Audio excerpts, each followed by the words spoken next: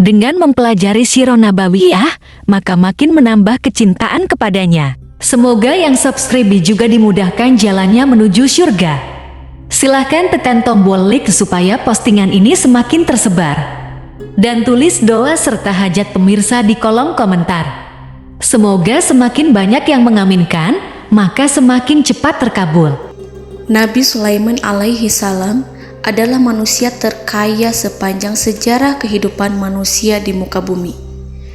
Dalam beberapa kitab suci seperti Al-Quran, Alkitab, dan Injil, Nabi Sulaiman alaihi salam dijelaskan sebagai manusia terkaya yang pernah hidup di muka bumi. Tidak ada satupun manusia yang bisa mengalahkan total kekayaannya hingga hari kiamat tiba. Para arkeolog telah menemukan situs peninggalan sejarah Islam yang mengungkap total kekayaan Nabi Sulaiman alaihi salam. Ernst bin Yosef, seorang profesor dari Tel Aviv University, seorang peneliti, ia menyatakan bahwa 3000 tahun yang lalu Nabi Sulaiman alaihi salam diperkirakan memiliki kekayaan senilai 2,2 triliun US dollar. Apabila dikonversikan dengan nilai mata uang rupiah, maka nilainya setara dengan 32.891.870 triliun rupiah. Nilai itu berkali-kali lipat lebih banyak dari total kekayaan negara Indonesia yang hanya mencapai 11.454 triliun per 30 Desember 2021. Nabi Sulaiman alaihi salam memiliki beberapa mukjizat. Di antaranya adalah dapat berbicara dengan bahasa binatang. Beliau dapat memerintah mereka untuk melakukan sesuatu. Beliau juga dapat mengendalikan besar kecilnya tekanan angin dan dapat mengatur ke arah mana angin akan berhembus. Sehingga dengan itu Nabi Sulaiman dapat memanfaatkan angin sebagai kendaraannya dan juga kendaraan tentaranya. Nabi Sulaiman juga bisa melunakkan besi dan membentuknya menjadi pakaian perang yang anti tusukan senjata tajam. Nabi Sulaiman juga memimpin para jin. Mereka tunduk dan patuh pada perintah Nabi Sulaiman alaihi salam. Tidak hanya setan, iblis laknatullah yang merupakan makhluk pembangkang dapat dibuat tunduk bertekuk lutut pada perintah-perintah Nabi Sulaiman. Nabi Sulaiman bisa melakukan teleportasi, yaitu berpindah dari suatu tempat ke tempat yang lain dalam waktu singkat. Peristiwa itu dibuktikan dengan pemindahan singgasana Ratu Balqis atas perintah Nabi Sulaiman. Nabi Sulaiman dikenal sebagai raja yang adil dan bijaksana. Nabi Sulaiman diberkahi kecerdasan yang luar biasa untuk menyatupadukan segenap kekuatan yang Allah berikan kepadanya. Ia mengelola dan membawa kerajaannya menjadi kekuatan raksasa yang tak terkalahkan di masanya dengan segenap kemampuan yang dimilikinya. Tentara Nabi Sulaiman adalah tentara terkuat di bumi tanpa ada yang menandingi. Pertanyaan mendasar yang muncul kali ini adalah dari mana sumber kekayaan dan kekuatan Nabi Sulaiman alaihi salam? Untuk mendapat jawaban dari pertanyaan itu, simak video ini sampai akhir.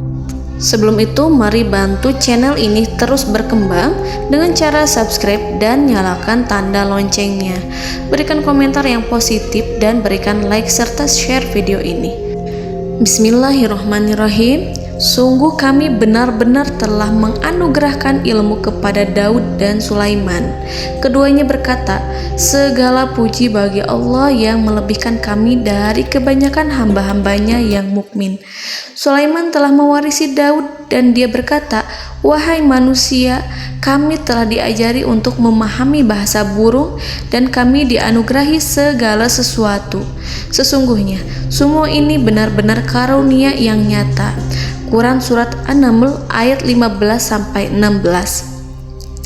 Saudara-saudaraku yang dirahmati Allah, pada ayat di atas disebutkan bahwa Sulaiman telah mewarisi Daud. Nabi Sulaiman mewarisi Nabi Daud dalam sisi kenabian dan kekuasaan, bukan mewarisi harta, karena para nabi tidak mewariskan harta.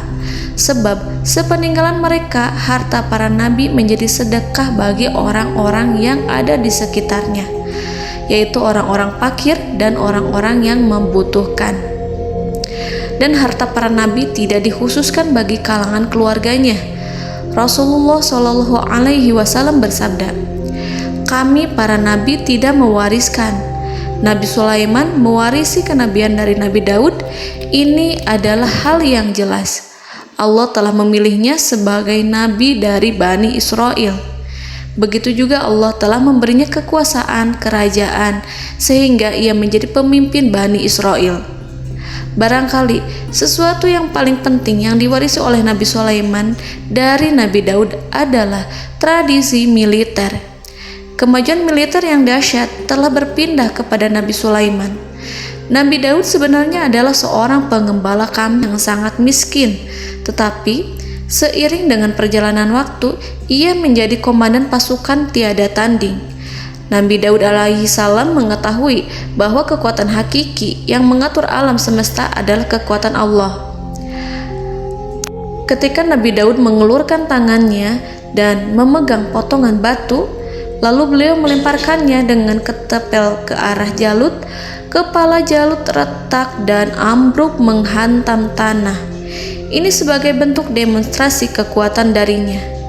Kehadiran Nabi Daud mengubah pasukan Bani Israel, di mana mereka sebelumnya lari jika berhadapan dengan musuh. Maka kini keberadaan mereka mulai diperhitungkan di masa hidupnya.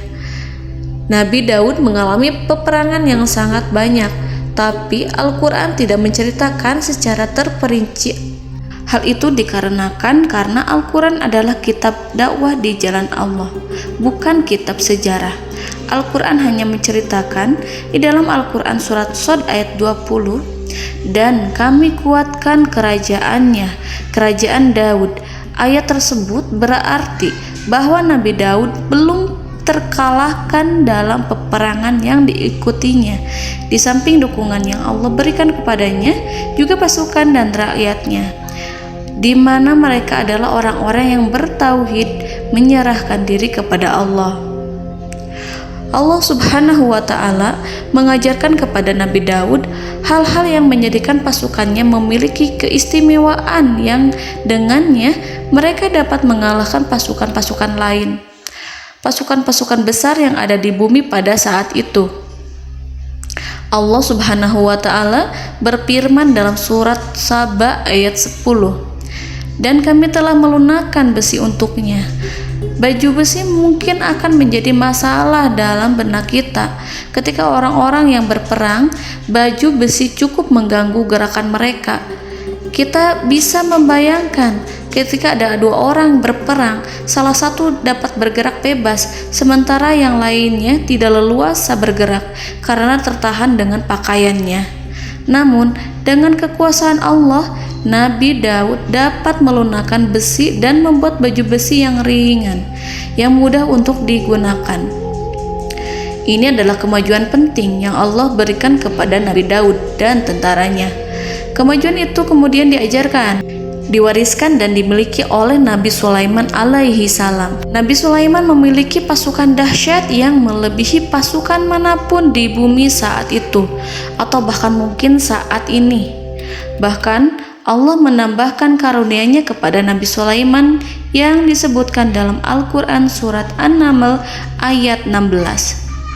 Dan Sulaiman telah mewarisi Daud, dan dia berkata, "Wahai manusia, kami telah diberi pengertian tentang suara burung, dan kami diberi segala sesuatu. Sesungguhnya ini benar-benar suatu karunia yang nyata."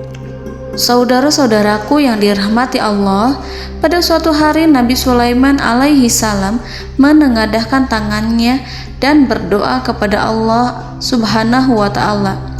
Antara hati Nabi dan Allah tidak ada penghalang, tidak ada jarak, tidak ada sekatan waktu, tidak ada satupun dari para nabi yang berdoa kepada Allah kecuali doanya pasti dikabulkan. Doa Nabi Sulaiman alaihi salam direkam dalam Al-Quran surat Shad ayat 35. Nabi Sulaiman berkata, "Ya Tuhanku, ampunilah aku, anugerahkanlah kepadaku kerajaan yang tidak dimiliki oleh seorang pun sesudahku." Nabi Sulaiman menginginkan dari Allah sesuatu kerajaan yang belum pernah diperoleh oleh siapapun setelahnya. Allah Subhanahu wa Ta'ala mengabulkan doa Nabi Sulaiman dan memberinya kerajaan tersebut. Nabi Sulaiman mewarisi kekuasaan, kenabian, hikmah ilmu dari Nabi Daud alaihi salam.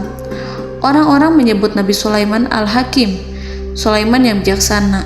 Kebijaksanaannya tidak terbatas pada keadilan di tengah-tengah manusia dan juga kasih sayangnya kepada mereka.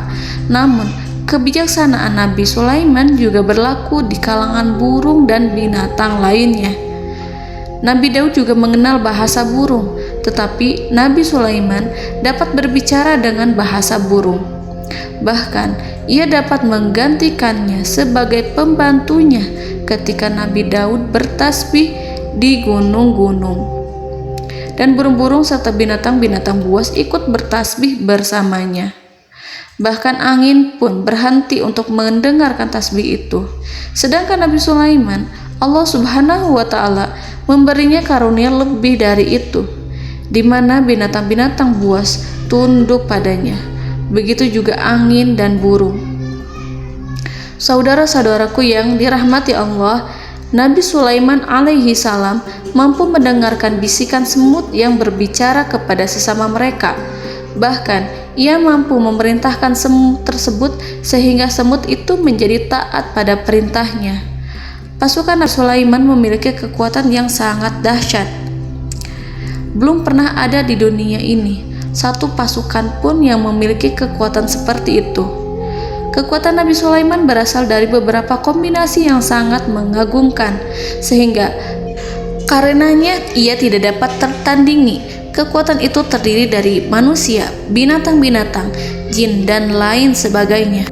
Kita mengetahui bahwa jin adalah makhluk Allah dan manusia tidak mampu melihatnya atau menghadirkannya atau meminta pertolongan kepadanya.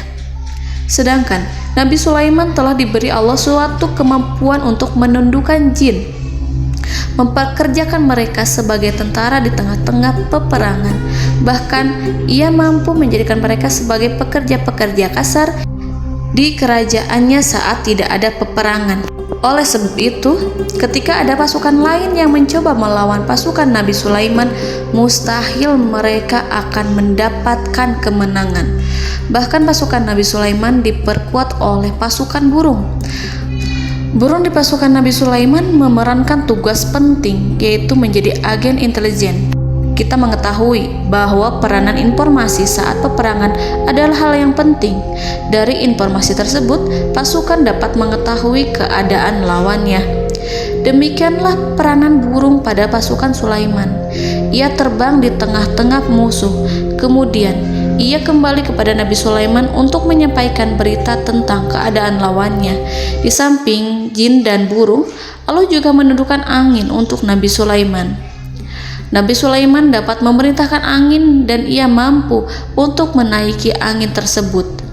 Dalam Al-Quran surat Shad ayat 36-40, Allah Subhanahu wa Ta'ala berfirman, "Kami tundukkan kepada angin yang berhembus dengan baik menurut kemana saja yang dikehendaki Sulaiman.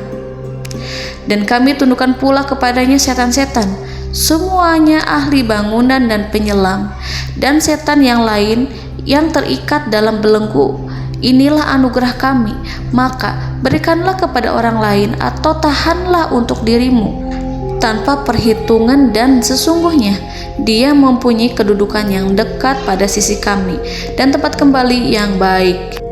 Saudara-saudaraku yang dirahmati Allah, Allah Subhanahu wa Ta'ala juga memberikan kemampuan yang tak seorang pun dari para nabi mendapatkannya, yaitu kemampuan untuk memerintah setan. Setan adalah salah satu bagian dari jin. Ia adalah kelompok yang celaka dari bangsa jin. Kelompok ini sebenarnya tidak mampu dikuasai oleh manusia, bahkan jin yang soleh tidak dapat mengatur setan. Adapun Nabi Sulaiman, Allah telah memberinya kekuasaan untuk menundukkan setan dan mempekerjakannya, bahkan mengikatnya dengan rantai serta menghukumnya jika ia menentang pada perintahnya. Setan membangun untuk Sulaiman istana-istana, patung-patung dan alat-alat perang. Bahkan setan-setan itu menyelam ke dasar lautan untuk mengeluarkan permata dan yakut untuk Sulaiman. Jika di antara setan yang menentang perintahnya, maka Nabi Sulaiman alaihi salam mengikatnya dengan rantai. Ini semua menunjukkan kekayaan Nabi Sulaiman dan kekuasaannya, di mana ia mampu mengatur banyak makhluk di bumi ini. Tentu saja, kemampuan itu semua adalah atas izin dari Allah Subhanahu wa Ta'ala sebagai mukjizat darinya.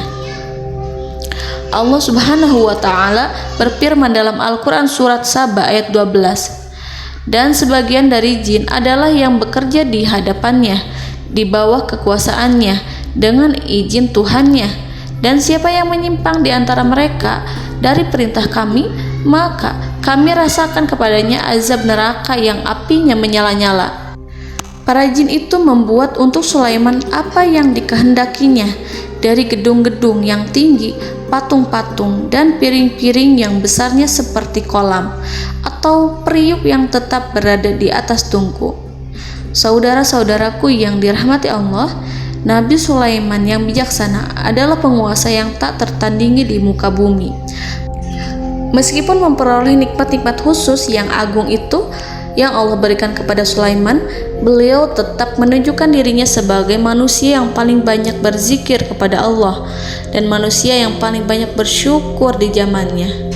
Saudara-saudaraku yang dirahmati Allah, sebagaimana Allah Subhanahu wa Ta'ala memberikan nikmat kepada ayahnya Nabi Daud alaihi salam, di mana ia mampu melunakkan besi dan Allah mengajarinya bagaimana cara mencairkan besi, maka Nabi Sulaiman alaihi salam dapat memanfaatkan tembaga yang cair untuk peperangan. Dan juga di saat perdamaian, pada saat peperangan, beliau mencampur tembaga dengan besi dan menjadikannya perunggu. Mereka menggunakan senjata-senjata perunggu dalam peperangan seperti pedang, baju besi, dan juga pisau. Senjata-senjata ini adalah senjata yang paling kuat pada saat itu. Sedangkan di saat damai, tembaga digunakan untuk membuat bangunan, perhiasan, dan sebagainya. Meskipun Nabi Sulaiman mendapatkan nikmat yang besar dan karunia yang khusus, Allah Subhanahu wa Ta'ala mengujinya dengan suatu ujian yang dahsyat. Ujian yang akan selalu datang kepada seorang hamba yang soleh. Ketika hamba itu mendapatkan kedudukan besar, maka ujiannya pun menjadi besar. Allah Subhanahu wa Ta'ala menguji Nabi Sulaiman dengan penyakit. Diceritakan oleh Fahru Roji, Nabi Sulaiman diuji dengan suatu penyakit yang keras, di mana kedokteran saat itu tidak dapat dan tidak mampu mengatasinya. Sakitnya Nabi Sulaiman sangat keras sehingga para dokter dari kalangan manusia ataupun jin tidak mampu menghilangkan penyakit itu. Lalu burung-burung menghadirkan rumput-rumput yang dianggapnya sebagai obat, tetapi Nabi Sulaiman tak kunjung sembuh. Semakin hari penyakit Nabi Sulaiman semakin menjadi-jadi, sehingga ketika Nabi Sulaiman duduk di atas kursi, ia duduk bagaikan tubuh tanpa roh.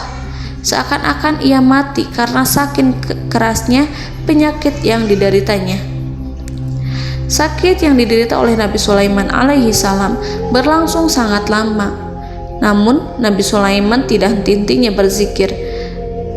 Ia meminta kesembuhan kepada Allah serta beristighfar pada Allah dan mengungkapkan rasa cinta kepadanya. Selesailah ujian Allah terhadap hambanya Nabi Sulaiman. Beliau pun sembuh. Nabi Sulaiman merasakan kembali kesehatannya setelah ia mengetahui segala kejayaan dan segala kekuasaan serta segala kebesarannya tidak lagi mampu menghilangkan penyakit yang dideritanya kecuali jika Allah menghendaki. Saudara-saudaraku yang dirahmati Allah, Nabi Sulaiman telah membangun tempat ibadah, tempat sujud, sehingga manusia menyembah Allah di dalamnya. Orang-orang yang membangunnya berjumlah puluhan ribu orang. Tentu setiap kelompok dari mereka memiliki pekerjaan masing-masing. Di antara mereka ada yang mencairkan tembaga, di antara mereka ada yang tukang pahat, ada yang tukang ukir, ada yang membelah batu, ada yang memotong kayu, ada yang mendatangkan rumput-rumput dari Libanon, ada yang mendatangkan emas dan menjadikannya lempengan-lempengan yang mengkilat untuk menutupi kayu, serta untuk melapisi dinding-dinding. Bahkan golongan jin pun membantu membangun tempat tersebut, tentu dengan perintah dan bimbingan Nabi Sulaiman. Mereka membuat patung-patung yang besar, membuat bejana yang besar untuk tempat makan para tentara dan pekerja, yaitu bejana seperti gunung. Karena saking berat dan besarnya, mereka juga membuat tempat-tempat minum yang besarnya seperti kolam. Nabi Sulaiman mengawasi para pekerjanya dan juga mengurusi masyarakatnya, di mana beliau mengenali problem mereka dan berusaha memecahkannya. Beliau juga mengawasi pasukan dari kalangan binatang dan burung. Beliau mengetahui apabila ada satu di antara mereka yang tidak datang, kemana ia pergi, serta mengapa ia pergi. Nabi Sulaiman menguasai pengetahuan itu semua. Nabi Sulaiman bukan hanya mengetahui problem tentara-tentaranya dari kalangan manusia ataupun tentaranya dari kalangan burung, namun ia juga menunjukkan kasih sayang terhadap semut, di mana beliau mendengar bisikannya dan tidak suka untuk menginjaknya. Nabi Sulaiman selalu menundukkan kepalanya ke bumi sebagai bentuk rasa rendah diri dan syukur kepada Allah. Pada suatu hari, Nabi Sulaiman alaihi salam berjalan di depan tentaranya, dan tiba-tiba ia mendengar suara semut yang berkata kepada temannya dari kalangan semut. Hal itu terekam dalam Al-Quran surat An-Nahl ayat 18-19. Wahai semut-semut, masuklah ke dalam sarang-sarangmu agar kamu tidak terinjak oleh Sulaiman. Sedangkan mereka tidak menyadarinya. Nabi Sulaiman alaihi salam tersenyum mendengar itu, dan ia berdoa, "Ya Allah, ya Tuhanku, berilah aku ilham untuk tetap mensyukuri nikmat-Mu yang telah Engkau anugerahkan kepadaku dan kepada kedua orang ibu bapakku, dan untuk mengerjakan amal soleh yang Kau ridhoi, dan masukkanlah aku ke dalam rahmat-Mu, ke dalam golongan hamba-hamba-Mu yang soleh." Saudara-saudaraku yang dirahmati Allah, meskipun Nabi Sulaiman mendapatkan kekuasaan dan memiliki tentara yang besar, namun beliau menunjukkan kasih sayang terhadap bangsa semut. Beliau mendengarkan bisikannya dan melihat semut yang ada di depannya. Oleh karena itu, tak mungkin baginya untuk menginjak golongan semut itu. Nabi Sulaiman bersyukur kepada Allah telah memberinya nikmat, yaitu nikmat rahmat dan kasih sayang. Di samping itu, Nabi Sulaiman alaihi salam adalah orang paling kaya di dunia. Istananya terbuat dari kayu gaharu yang memiliki wangi harum. Istananya terbuat dari emas yang terkadang dari kristal. Beliau juga memiliki kursi besar yang terbuat dari emas dan permata. Istana Nabi Sulaiman merupakan istana yang paling besar di dunia. Nabi Sulaiman menggunakan pakaian dari emas dan permata. Meskipun demikian, Nabi Sulaiman tetap menunjukkan sebagai hamba yang berserah diri dan rendah diri di hadapan Allah Subhanahu wa Ta'ala, dan sederhana di depan manusia. Nabi Sulaiman yang merendahkan diri di hadapan Allah, ia selalu sujud kepada Allah sebagaimana ayahnya yang selalu bertasbih pada Allah. Nabi Sulaiman selalu melantunkan lagu-lagu cinta ilahi dan hanya memuji Allah Subhanahu wa Ta'ala. Pada suatu hari, Nabi Sulaiman alaihi salam mengeluarkan perintah kepada pasukannya untuk bersiap-siap.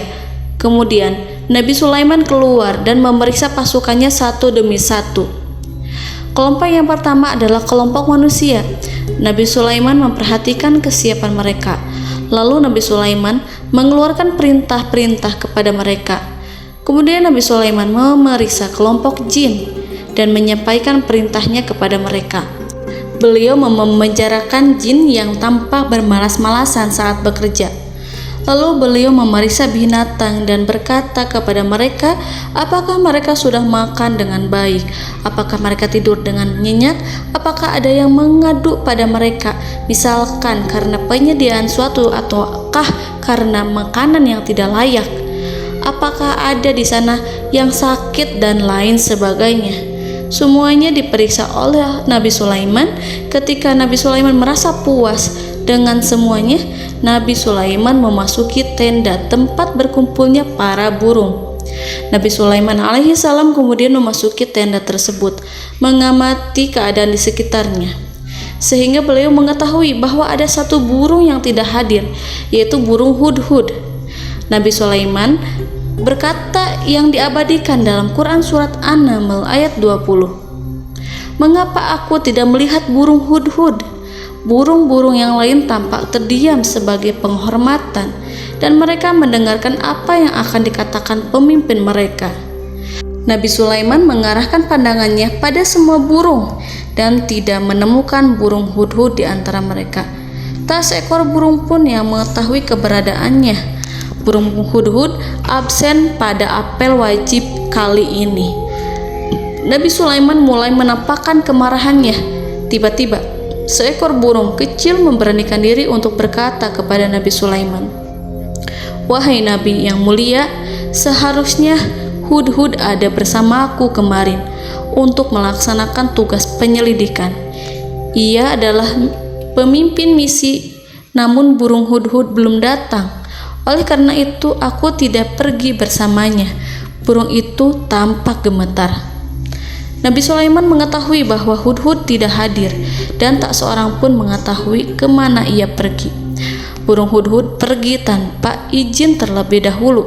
Dalam keadaan marah, Nabi Sulaiman berkata, "Sungguh aku benar-benar akan mengazabnya dengan azab yang sangat keras, atau benar-benar menyembelihnya, kecuali jika ia benar-benar datang kepadaku dengan alasan yang jelas." Kawanan burung-burung yang mengetahui bahwa Nabi Sulaiman sedang marah dan telah menetapkan untuk menyiksa burung hudhud atau menyembelihnya, atau justru memaafkannya dengan syarat ia datang dengan membawa alasan yang dapat menyelamatkannya, atau dengan kata lain, burung hudhud dapat memastikan bahwa ia melaksanakan tugas yang penting. Nabi Sulaiman menunjukkan kemarahan yang besar sehingga siapapun akan merasa takut kepada Nabi Sulaiman yang marah. Seekor burung tampak gemetar, ketakutan melihat kemarahan Nabi Sulaiman. Lalu beliau mengulurkan tangannya ke burung itu dan memegang-megang kepalanya, sehingga burung itu pun merasa tenang dan rasa takutnya hilang. Nabi Sulaiman kemudian pergi dari tempat burung tersebut. Nabi Sulaiman masih memikirkan keadaan burung hudhud. Seharusnya burung hudhud menjadi bagian penting dari badan intelijen. Apakah ia pergi untuk menyingkap suatu, atau apakah ia pergi hanya untuk bermain-main? Nabi Sulaiman telah memperhatikan dan mengetahui bahwa burung hudhud adalah seekor burung yang cerdik dan juga fasih berbicara. Terkadang Nabi Sulaiman mendapati burung hudhud sedang bermain-main dan menunda-nunda pekerjaannya. Namun ketika Nabi Sulaiman melihatnya, burung hudhud memahami bahwa perbuatannya tidak benar. Oleh karena itu, ia tidak boleh menyampur adukan antara waktu serius dan waktu bermain. Tidak lama setelah itu, burung hudhud tiba di tempat para burung. Burung-burung yang lain berkata kepadanya, "Wahai hudhud, pergilah engkau ke tempat Nabi Sulaiman. Jika ia mengetahui bahwa engkau telah sampai, jiwamu benar-benar terancam." Mendengar itu, burung hudhud segera beranjak. Ia terbang menemui Nabi Sulaiman. Pada waktu itu, Nabi Sulaiman sedang duduk bersama tentaranya yang lain. Burung hudhud berdiri. Ia telah merencanakan untuk memulai pembicaraan dengan Nabi Sulaiman sebelum Nabi Sulaiman bertanya kepadanya kemana dia pergi. Ini sebagai bukti bahwa hudhud telah melaksanakan suatu tugas yang penting. Dalam surat An-Nahl ayat 22, burung hudhud, "Aku telah mengetahui sesuatu yang kamu belum mengetahuinya, dan kubawa kepadamu dari negeri Saba suatu berita penting yang diyakini." Seakan-akan burung hudhud hendak berkata, "Aku adalah hudhud yang miskin, tapi Aku mengetahui apa yang tidak engkau ketahui, dan aku telah datang kepadamu dari kerajaan Saba dengan membawa berita yang sangat penting. Nabi Sulaiman tampak terdiam menunggu Hudhud menyelesaikan kisahnya. Dalam surat An-Naml ayat 23-24, burung Hudhud berkata, "Sesungguhnya aku menjumpai seorang wanita yang memerintah mereka. Dia dianugerahi segala sesuatu serta mempunyai singgasana yang besar. Aku mendapati dia dan kaumnya menyembah matahari selain Allah. Dan setan-setan telah menjadikan mereka memandang indah perbuatan-perbuatan mereka, lalu menghalangi mereka dari jalan Allah, sehingga mereka tidak mendapat petunjuk." Burung Hudhud diam. Nabi Sulaiman merasa bahwa Hudhud menunjukkan kepasihan lisannya. Nabi Sulaiman berkata dalam Quran surat An-Nahl ayat 27 sambil menunjukkan senyum manisnya. Nabi Sulaiman berkata, "Akan kami lihat apakah kamu benar wahai Hudhud, ataukah kamu termasuk orang-orang yang berdusta." Seakan-akan burung Hudhud ingin mengatakan, "Aku tidak berbohong, wahai Nabi yang mulia." Namun diamnya Sulaiman membuat takut sehingga burung Hudhud terdiam. Nabi Sulaiman terdiam karena berpikir, lalu ia memutuskan sesuatu setelah itu. Beliau melihat kepada lainnya dan meminta secari kertas dan pena.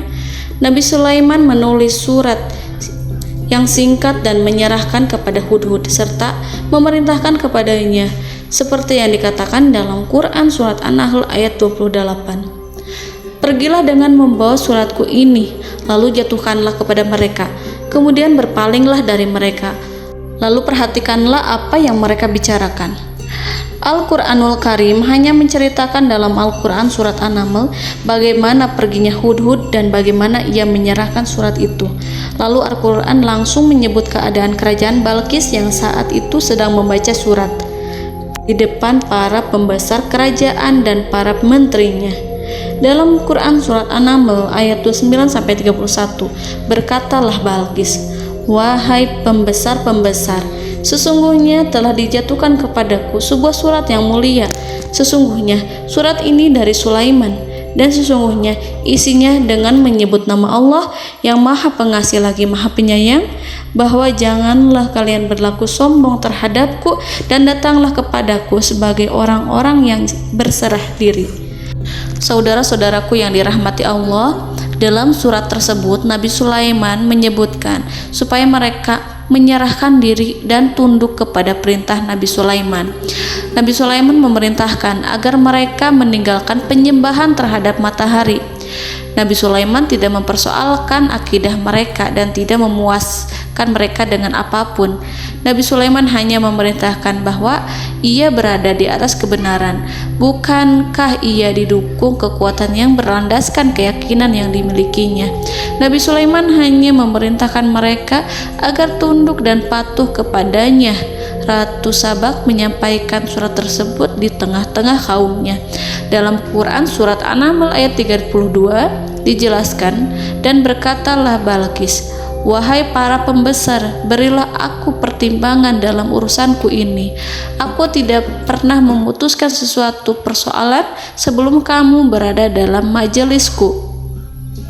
Saudara-saudaraku yang dirahmati Allah, para pembesar istana Balqis menentang surat tersebut. Isi surat itu membangkitkan kesombongan kaum Saba, di mana mereka merasa lebih kuat. Mereka mengetahui bahwa di sana ada seorang yang mencoba menentang mereka dan mengisyaratkan peperangan kepada mereka. Lalu ia meminta kepada mereka untuk memenuhi syarat-syaratnya sebelum terjadinya peperangan dan kekalahan. Dalam surat An-Nahl ayat 33, mereka menjawab, "Kita adalah orang yang memiliki kekuatan dan juga memiliki keberanian yang sangat besar dalam peperangan, dan keputusan berada di tanganmu, wahai ratuku. Maka pertimbangkanlah apa yang akan kamu perintahkan." Saudara-saudaraku yang dirahmati Allah, para pembesar kaum Saba seakan ingin berkata, "Kita siap untuk melaksanakan perang." Tampaknya ratu itu memiliki kebijakan yang lebih baik dari pembesar kaumnya. Surat Sulaiman itu membuatnya berpikir lebih jernih dan lebih berhati-hati. Ia berusaha sebisa mungkin menghindari peperangan. ratu itu berpikir dalam tempo yang lama. Nama Sulaiman tidak diketahuinya dan ia pun belum pernah mendengarnya. Oleh karena itu, Ratu kaum Saba tidak mampu mengetahui dan mendeteksi seberapa besar kekuatan Nabi Sulaiman. Boleh jadi Nabi Sulaiman memiliki kekuatan yang dahsyat, sehingga ia mampu memerangi kekuasaannya dan mengalahkannya. Kemudian Ratu memperhatikan apa yang ada di sekelilingnya. Ia melihat kemajuan masyarakatnya dan juga kekayaannya. Barangkali ia mengira bahwa Nabi Sulaiman iri terhadap kemajuan dan kekayaannya itu, sehingga Nabi Sulaiman ingin menyerangnya. Setelah mempertimbangkan isi surat Nabi Sulaiman dengan cermat, Ratu Saba memilih untuk tidak bersikap ceroboh dan bodoh. Ratu lebih suka untuk menggunakan bahasa kelembutan. Ia mengirim kepada Nabi Sulaiman suatu hadiah yang besar. Ratu mengira bahwa Nabi Sulaiman seorang yang ambisius, yang boleh jadi ia telah mendengar tentang kekayaan kerajaan Saba. Para utusan pergi dengan membawa hadiah dari Ratu Saba. Ratu berharap agar mereka dapat memasuki kerajaan Nabi Sulaiman dan akan mengetahui kondisi kerajaannya. Saat mereka pulang, Ratu ingin mendengar secara langsung dari mereka tentang bagaimana keadaan kaum Nabi Sulaiman dan pasukannya. Setelah mendapatkan informasi yang cukup, maka Ratu Balqis dapat membuat sesuatu keputusan yang tepat. Ratu menyembunyikan apa yang terlintas dalam pikirannya, lalu ia berbicara kepada pembesar istananya bahwa ia dapat menyingkap niat jahat Raja Sulaiman melalui cara mengirimkan hadiah kepadanya. Ratu lebih memilih cara tersebut dan menunggu reaksi dari Nabi Sulaiman. Ratu berhasil memuaskan para pembesar istana dan untuk sementara ia menghilangkan ide untuk berperang. Karena para raja jika menyerang suatu desa, maka pemimpin desa tersebut adalah orang yang paling banyak mendapatkan kehinaan. Akhirnya, para pembesar kaumnya merasa puas dengan pikiran Ratu Balqis. Saudara-saudaraku yang dirahmati Allah, dalam surat An-Naml ayat 34-35 dijelaskan, Ratu Balqis berkata, "Sesungguhnya raja-raja apabila memasuki suatu negeri, niscaya mereka akan membinasakannya dan menjadikan penduduknya yang mulia menjadi hina. Dan demikian pula lah yang akan mereka perbuat. Dan sesungguhnya aku akan mengirim utusan kepada mereka dengan membawa hadiah, dan aku akan menunggu apa yang akan dibawa kembali oleh utusan itu." Kemudian sampailah hadiah dari Ratu Balqis kepada Nabi Sulaiman. Para intelijen Nabi Sulaiman memberitahunya bahwa utusan Balqis datang dengan membawa hadiah. Nabi Sulaiman langsung mengetahui bahwa Ratu Balqis itu sengaja mengirim orang-orangnya untuk mengetahui atau untuk mendapatkan informasi tentang kekuatannya. Lalu setelah itu ia akan mengambil keputusan atau mengambil sikap kepada kerajaan Sulaiman. Nabi Sulaiman segera memanggil semua pasukannya untuk berkumpul. Utusan Balqis segera memasuki istana Nabi yang dipenuhi dengan pasukan yang besar bersenjata. Melihat itu, utusan Ratu Balqis tercengang dan terkejut ketika mereka melihat kekayaan yang mereka bawa tidak ada apa-apanya dibandingkan dengan kerajaan Nabi Sulaiman. Hadiah mereka tampak tidak berarti. Emas yang mereka bawa tampak tidak memiliki makna saat mereka memasuki istana Nabi Sulaiman yang terbuat dari kayu-kayu pohon gaharu yang mengeluarkan bau yang harum serta dihiasi dengan emas permata. Para utusan Ratu Balqis berdiri bersama Nabi Sulaiman dan menyaksikan bagaimana Nabi Sulaiman mengendalikan pasukannya. Kemudian mereka mulai berpikir tentang kekuatan dan kualitas pasukan Nabi Sulaiman. Betapa kagetnya mereka ketika melihat di tengah-tengah pasukan itu terdapat singa, burung, dan tentara dari kalangan manusia yang mampu terbang.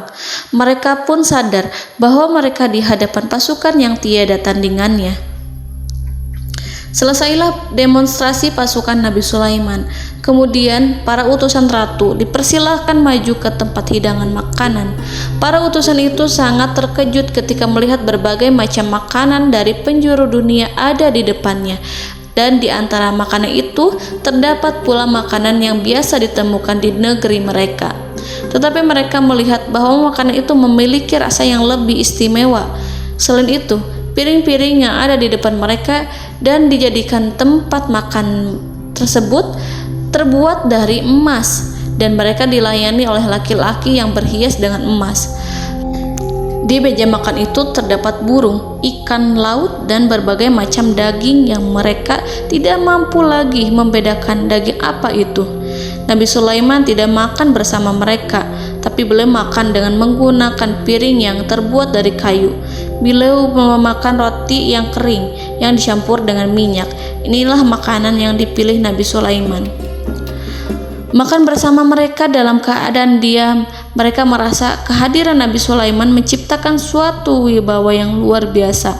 Selesai perjamuan itu, lalu dengan sangat malu mereka menyerahkan hadiah dari Ratu Balqis kepada Nabi Sulaiman.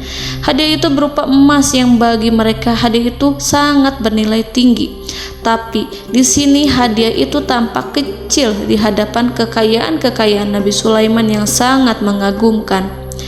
Nabi Sulaiman memperhatikan hadiah dari Ratu Balqis itu dan berkata dalam Quran surat An-Naml ayat 36. Maka tatkala utusan itu sampai pada Sulaiman, Sulaiman berkata, "Apakah patut kamu menolong aku dengan harta? Maka apa yang diberikan Allah kepadaku lebih baik daripada apa yang diberikannya kepadamu. Tetapi kamu merasa bangga dengan hadiahmu."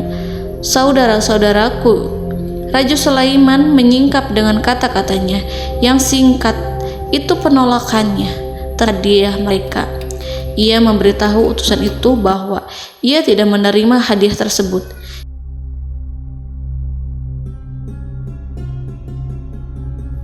"Janganlah kalian berlaku sombong terhadapku dan datanglah kepadaku sebagai orang-orang yang berserah diri." Lalu Nabi Sulaiman berkata kepada mereka dengan pelan. Hal itu diabadikan dalam Quran surat An-Naml ayat 37. "Kembalilah kepada mereka, sungguh kami akan mendatangi mereka dengan bala tentara yang mereka tidak kuasa melawannya, dan pasti kami akan mengusir mereka dari negeri itu, yaitu negeri Saba, dengan terhina, dan mereka akan menjadi tawanan-tawanan yang hina." Saudara-saudaraku yang dirahmati Allah, Nabi Sulaiman kemudian meninggalkan para utusan ratu setelah terlebih dahulu mengancam mereka. Para utusan itu berharap agar Nabi Sulaiman mau menunggu kunjungan Ratu Balqis yang akan membawa misi perdamaian. Akhirnya sampailah para utusan Ratu Balqis ke negeri Saba. Mereka segera menuju istana sang ratu. Mereka memberitahu bahwa negeri mereka sedang ada di ujung tanduk. Mereka menceritakan kepada ratu tentang kekuatan Nabi Sulaiman dan tidak mungkin bagi mereka mampu melawannya. Mereka meyakinkan Ratu Balqis bahwa ia harus mengunjunginya dan melihat sendiri bagaimana kebesaran kerajaan Nabi Sulaiman. Kemudian ratu menyiapkan dirinya untuk pergi menuju kerajaan Nabi Sulaiman. Nabi Sulaiman duduk di kursi kerajaan di tengah-tengah para pembesarnya dan para menterinya serta para komandan pasukannya. Beliau berpikir tentang sosok Ratu Balqis. Nabi Sulaiman mengetahui bahwa Ratu Balqis menuju tempatnya. Balqis dikelilingi rasa takut. Nabi Sulaiman berpikir sejenak tentang bagaimana matahari disembah. Ia memikirkan bagaimana informasi yang diterima oleh intelijennya tentang kemajuan kerajaan Balqis dalam bidang kesenian dan ilmu pengetahuan. Nabi Sulaiman bertanya kepada dirinya sendiri, apakah kemajuan menjadi penghalang untuk mengetahui kebenaran? Apakah ratu itu senang dengan kekuatan yang dicapainya? Dan ia membayangkan bahwa kekuatannya adalah segalanya. Dengan kemajuan yang dimilikinya, Nabi Sulaiman ingin membuat kejutan agar ratu mengetahui bahwa Islam yang diyakini oleh Nabi Sulaiman adalah satu-satunya yang mampu mendatangkan kemajuan dan kekuatan yang hakiki, sehingga ia dapat membandingkan antara keyakinannya dalam menyembah matahari beserta kemajuan yang dicapainya dengan keyakinan Nabi Sulaiman beserta kemajuan yang diraihnya. Saudara-saudaraku yang dirahmati Allah, para mata-mata Nabi Sulaiman telah memberitahunya bahwa hal yang sangat disegani dan dikagumi oleh kaum Balkis adalah kerajaan Saba, yaitu singgasana Ratu Balkis. Singgasana itu terbuat dari emas dan batu delima. Singgasana tersebut dijaga oleh penjaga yang sangat disiplin, di mana mereka tidak pernah lalai sedikit pun. Oleh karena itu, sangat tepat apabila Nabi Sulaiman menghadirkan singgasananya di sini, di kerajaannya, sehingga ketika ratu tiba, maka ia dapat duduk di atasnya. Nabi Sulaiman ingin membuat kejutan kepadanya dan menunjukkan bahwa kemampuannya tersebut yang berlandaskan pada keislaman. Nabi Sulaiman melakukan yang demikian itu dengan harapan agar si ratu tunduk kepadanya. Ide itu terlintas dalam diri Nabi Sulaiman. Lalu ia mengangkat kepalanya dan menoleh kepada anak buahnya. Hal itu diabadikan dalam Quran Surat An-Naml ayat 38. Wahai para pembesar, siapakah di antara kamu sekalian yang sanggup membawa singgasananya kepadaku sebelum mereka datang kepadaku sebagai orang-orang yang berserah diri? Saudara-saudaraku, perhatikanlah ungkapan pikiran Nabi Sulaiman tersebut. Semua pemikirannya berkisar tentang keislaman para penyembah matahari, tentang bagaimana beliau dapat memberikan petunjuk kepada mereka di jalan Allah. Yang pertama menjawab pertanyaan Nabi Sulaiman adalah jin Ifrit. Dalam Quran Surat An-Naml ayat 39, berkatalah Ifrit yang cerdik dari golongan jin, aku akan datang kepadamu dengan membawa singgasana itu sebelum kamu berdiri dari tempat dudukmu. Sesungguhnya aku benar-benar kuat untuk membawanya, lagi dapat dipercaya. Nabi Sulaiman berdiri dari tempat duduknya setelah 1 atau 2 jam. Jin itu berjanji kepadanya untuk menghadirkan singgasana Balkis sebelum itu. Istana Nabi Sulaiman di Palestina, sedangkan istana Balkis terletak di Yaman.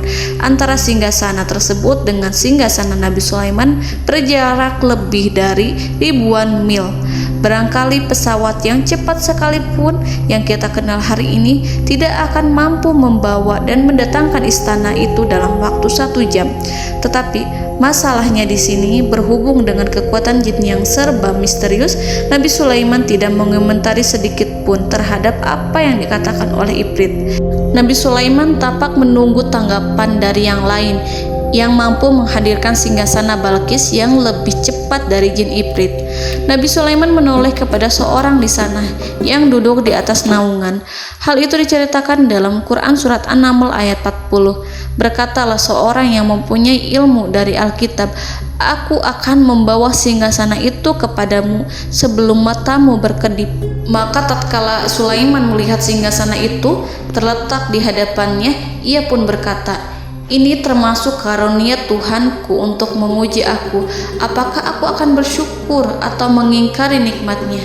Dan barang siapa yang bersyukur, maka sesungguhnya dia bersyukur untuk kebaikan dirinya sendiri. Dan barang siapa yang ingkar, maka sesungguhnya Tuhanku Maha Kaya lagi Maha Mulia. Saudara-saudaraku, belum lama seorang yang mempunyai ilmu dari Alkitab menyatakan kalimatnya, sehingga singgasana itu tiba-tiba ada di depan Nabi Sulaiman yang mampu menghadirkan singgasana itu lebih cepat dari kedipan mata. Al-Quranul Karim tidak menyingkap kepribadian seorang yang menghadirkan singgasana itu. Al-Quran hanya menggarisi bahwa orang itu mempunyai ilmu dari Alkitab. Al-Quran tidak menjelaskan kepada kita apakah ia seorang malaikat ataukah manusia ataukah jin. Al-Quran sengaja tidak menyingkap informasi tersebut. Saudara-saudaraku yang dirahmati Allah, setelah melihat singgasana itu, Nabi Sulaiman bersyukur kepada Allah. Ia mulai memperhatikan singgasana sang ratu. Singgasana tersebut merupakan simbol pembangunan dan juga kemajuan, tetapi tampaknya ia hanya sesuatu yang biasa saja jika dibandingkan dengan kekuasaan dan kebesaran ciptaan yang dibuat oleh manusia dan jin di kalangan istana Nabi Sulaiman. Nabi Sulaiman memikirkan dalam tempo yang lama singgasana Ratu Balkis itu. Kemudian beliau memerintahkan agar singgasana itu diperbaiki, sehingga saat Ratu Balkis datang, Nabi Sulaiman akan mengujinya apakah Ratu Balkis dapat mengenali singgasananya ataukah tidak. Dalam Al-Quran surat An-Naml ayat 41, Nabi Sulaiman berkata, "Ubahlah baginya singgasananya, maka kita akan melihat apakah dia mengenal ataukah dia termasuk orang-orang yang tidak mengenalnya." Saudara-saudaraku yang dirahmati Allah, Nabi Sulaiman memerintahkan agar dibangun istana yang akan digunakan untuk menyambut Ratu Balqis. Nabi Sulaiman memilih tempat di laut dan ia memerintahkan agar dibangun suatu istana di mana sebagian besar terdiri dari air laut. Nabi Sulaiman memerintahkan agar lantainya itu terbuat dari kaca yang tebal dan kuat sehingga orang-orang yang berjalan di atas istana itu akan dapat melihat di bawahnya ada ikan-ikan yang berwarna-warni yang berenang-renang ke sana kemari, dan mereka akan melihat rumput-rumput laut yang bergerak-gerak. Akhirnya selesailah pembangunan istana itu. Saking bersihnya kaca lantainya sehingga tampak di sana tidak ada kaca.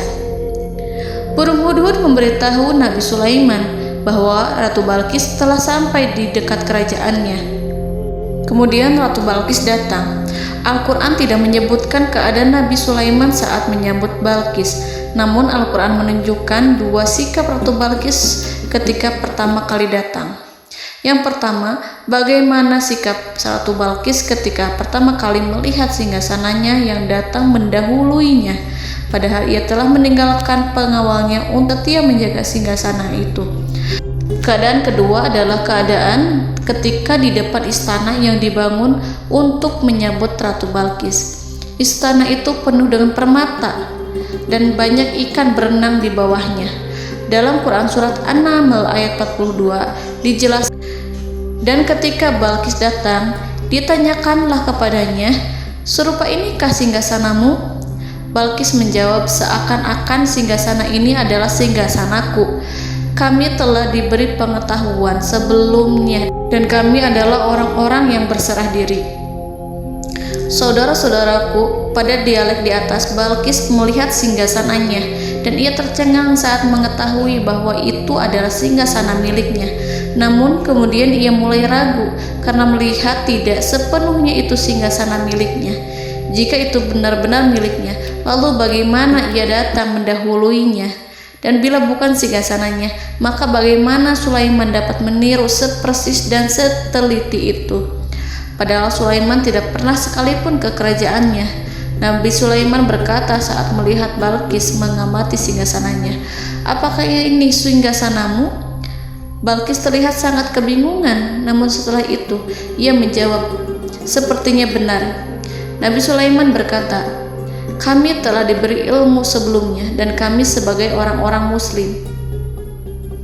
Saudaraku yang dirahmati Allah, melalui pertanyaan Nabi Sulaiman ingin mengisyaratkan kepada Balqis agar ia membandingkan antara keyakinannya beserta ilmu yang dicapainya dengan keyakinan Nabi Sulaiman yang muslim beserta pengetahuan yang telah diraihnya. Penyembahan terhadap matahari dan pencapaian ilmu yang dicapai oleh Ratu Balqis tanpa tidak ada apa-apanya dibandingkan dengan ilmu Nabi Sulaiman dan keislamannya. Nabi Sulaiman telah mendahuluinya dalam bidang ilmu karena keislamannya. Karena itu, sangat mudah baginya untuk mengungguli Balqis dalam ilmu-ilmu yang lainnya. Demikianlah yang disyaratkan dalam pertanyaan Nabi Sulaiman kepada Ratu Balqis. Ratu Saba itu mengetahui bahwa ini adalah singgasananya, di mana singgasana itu datang lebih dahulu daripada dirinya. Beberapa bagian darinya telah diubah saat Balqis masih di perjalanan menuju ke tempat Nabi Sulaiman. Ia berpikir kemampuan apa yang dimiliki Nabi Sulaiman. Ratu Balqis tercengang melihat apa yang disaksikannya, yang berupa buah dari keimanan Nabi Sulaiman dan hubungannya dengan Allah Subhanahu wa Ta'ala. Sebagaimana Balqis juga tercengang ketika melihat kemajuan di bidang ilmu pembangunan, seni, dan ilmu-ilmu yang lainnya.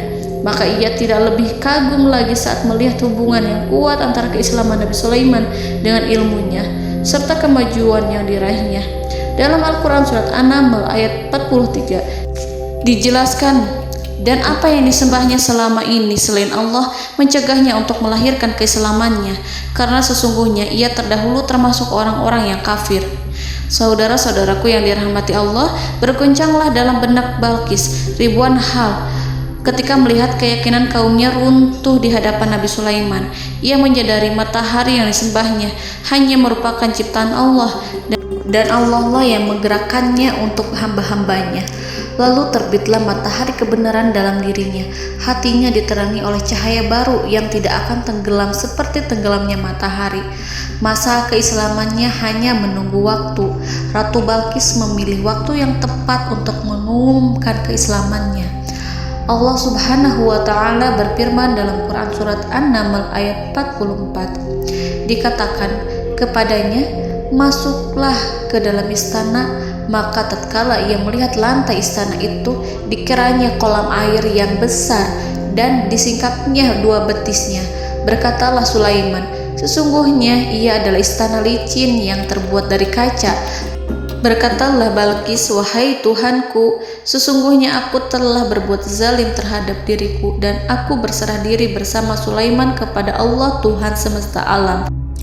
Saudara-saudaraku yang dirahmati Allah, dikatakan kepada Balqis, masuklah ke dalam istana. Ketika ia masuk, maka ia tidak menyaksikan adanya kaca, tetapi ia melihat air, sehingga ia mengira akan bersinggungan dengan air. Lalu ia menyingkapkan sedikit bajunya agar bajunya itu tidak basah. Nabi Sulaiman mengingatkannya tanpa melihatnya agar ia tidak khawatir terhadap pakaiannya, karena pakaiannya tidak akan basah, sebab di sana tidak ada air. Itu sekedar kaca yang halus, yang saking halusnya sehingga ia tidak tampak. Pada kesempatan itulah Balqis mengumumkan keislamannya yang mengakui kelalimannya, dan ia menyatakan menyerahkan diri kepada Nabi Sulaiman dan kepada Allah Tuhan semesta alam. Lalu kaumnya pun mengikutinya dan mereka memeluk Islam. Balqis menyadari ia berhadapan dengan penguasa yang terbesar di bumi dan Nabi Allah yang mulia. Untuk pertama kalinya, wajah Sulaiman tampak dihiasi dengan senyuman yang menunjukkan kepuasannya sejak Balqis mengunjunginya. Demikianlah Nabi Sulaiman mewujudkan kejayaannya yang hakiki dan menyebarkan cahaya Islam di muka bumi. Saudara-saudaraku, Al-Quran tidak menyebutkan kisah Balqis setelah keislamannya. Para ahli tafsir mengatakan bahwa ia menikah dengan Nabi Sulaiman. Selain itu, ada yang mengatakan bahwa ia menikah dengan salah satu orang dekat Nabi Sulaiman. Ada juga yang mengatakan bahwa sebagian Raja Habasyah adalah keturunan dari buah perkawinan ini. Wallahu a'lam bishawab. Saudara-saudaraku yang dirahmati Allah, Nabi Sulaiman hidup di tengah-tengah kejayaan dan kemuliaan di bumi. Kemudian Allah menetapkan kematian untuknya, sebagaimana kehidupan Sulaiman berada di puncak kemuliaan dan kejayaan yang penuh dengan keajaiban yang luar biasa, maka kematiannya pun merupakan tanda-tanda kebesaran Allah yang penuh dengan keajaiban. Demikianlah bahwa kematiannya sesuai dengan kehidupannya, sesuai dengan kejayaannya.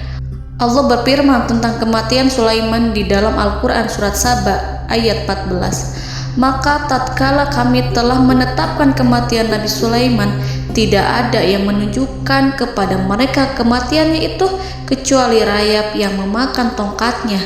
Maka tatkala ia telah tersungkur, tahulah jin bahwa kalau sekiranya mereka mengetahui yang gaib, tentulah mereka tidak akan tetap dalam siksa yang menghinakan. Saudara-saudaraku, kemampuan Nabi Sulaiman untuk menundukkan jin dan mempekerjakan mereka serta hubungan mereka dengan semua itu menimbulkan fitnah di tengah-tengah manusia dalam hal tertentu. Kematian Nabi Sulaiman merupakan batasan jawaban terhadap fitnah ini.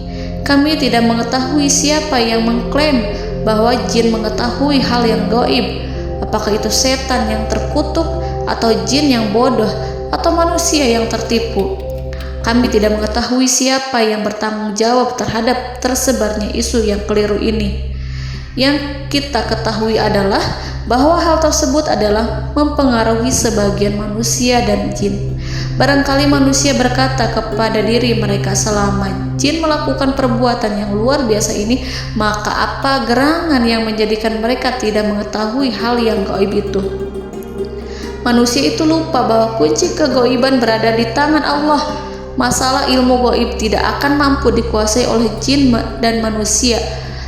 Hanya Dia yang mengetahuinya, dan manusia diberitahu hanya sedikit sekali. Saudara-saudaraku yang dirahmati Allah, seakan-akan Allah telah merencanakan bahwa kematian Sulaiman bertujuan untuk menghancurkan pemikiran itu, yaitu pemikiran bahwa jin mengetahui hal-hal yang gaib. Jin bekerja untuk Nabi Sulaiman selama beliau hidup, dan tatkala beliau meninggal, maka tugas mereka menjadi bebas. Nabi Sulaiman meninggal tanpa diketahui oleh jin, sehingga mereka tetap bekerja untuk mereka, tetap mengabdi kepada Sulaiman. Seandainya mereka mengetahui hal yang gaib, niscaya mereka tidak akan meneruskan pekerjaan mereka. Saudara-saudaraku, pada suatu hari Nabi Sulaiman memasuki mihrabnya untuk itikaf ibadah dan beribadah kepada Allah. Tak seorang pun yang berani mengganggu khalwatnya. Mihrab Sulaiman terletak di puncak gunung dan dindingnya terbuat dari permata.